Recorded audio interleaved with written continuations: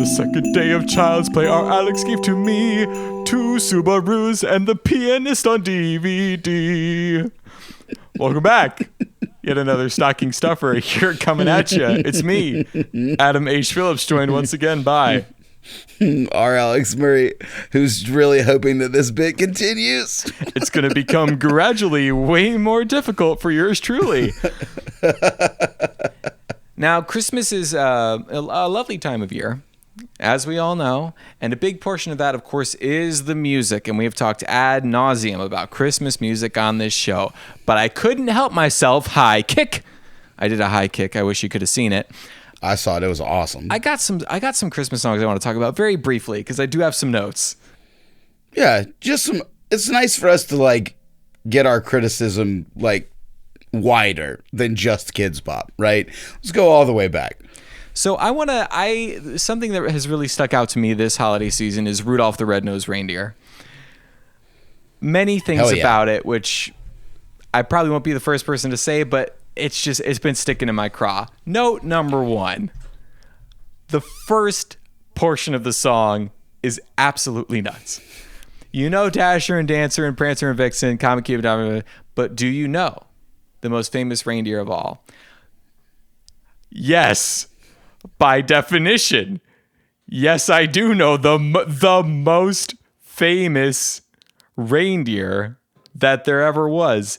That would be like me saying to you, "Hey, R. Alex Murray, yeah, you know the 10 local indie bands from your area, but have you heard of the Beatles?"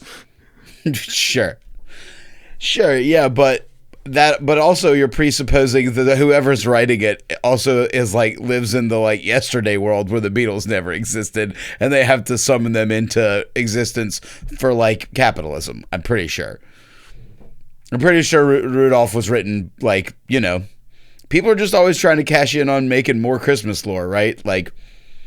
And somebody was just I'll fucking make one up. Rudolph the Red-Nosed Reindeer. Let's go. But you're right. It is what a called shot to be mine's the most famous reindeer of all. This is the one you've never heard of. It's the one you should have heard of, idiot. But to accept the song upon its premise is nuts. Goofiest. If we all knew Rudolph, of course. Second thing about Rudolph that I think doesn't get talked about enough is the toxic work environment that Santa is allowing over in the reindeer pens.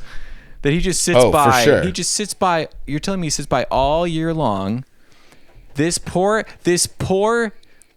arguably disabled reindeer is ignored. Otherly abled. Thank you very much. Is ignored all year long by the other reindeer, and only in a moment of need does Santa call upon him. A little messed up. That's my big problem with it, with the whole legend.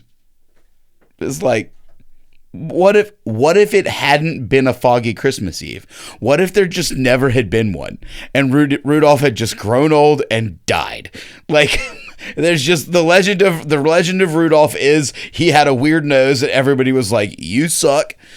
That one Rudolph thought he was cute or whatever, but that's also different lore. That's not the song. Although it does conjure a mental image for me of just a gravestone. It says Rudolph, and faintly you can a tiny red glow on a piece of dirt from under the ground because it's still going. It's the just nose still going. Never stops. Yeah. I don't know. Those are just things that have been sticking in my craw about Rudolph, and I got one more. It bothers me. It bothers me. I do have one more. Because I've never really listened that closely, I guess, to "We Wish You a Merry Christmas." But man, the extortion racket that those Christmas carolers, "We have told you it is Christmas. Give us food or we will not fucking leave." We won't go until we get some. It's the fucking song that never ends of fruitcake delivery systems. It's so bonkers. Look, I know you're celebrating or you're hanging out with your family right now and you've got that dope ass pie you made. I can see the figgy pudding through the window, ma'am. Bring it out here. It's Christmas. You wanted to share it with your family? No, it's me, Brandon, and his Christmas caroling gang. It's us, Pentatonics, and we want that fucking figgy pudding. Everybody fucking hide. Kids, get down. Pentatonics is in the driveway, and they want their figgy pudding. Everybody hit the fucking deck. Execute Kevin McAllister-esque escape plan. Have you seen the guy who does percussion and what he can do to a pie? Oh my God, the power in those lips. It's too much. He's going to hoover this figgy pudding right up. He has to be stopped. Oh man. Yeah, it's a wild one. Then that's it. That's the whole song. Good tidings we bring. Give us food. Hey, guess what? Good news, everybody. It's Christmas. Where's the fucking dessert?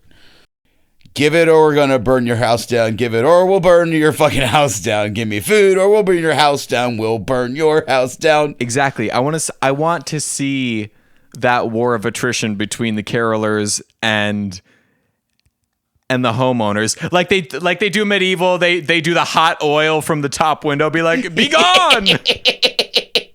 We have laid siege to your house. Oh yes, we've laid siege to yours house. Oh yes, we've laid siege to yours house. Meat's on the menu tonight. We have stopped all Amazon fresh deliveries. We will starve them out.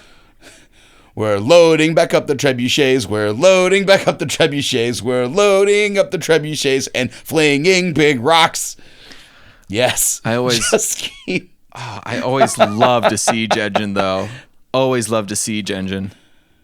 I love siege engines kick ass. There's not enough siege engines in Christmas, frankly.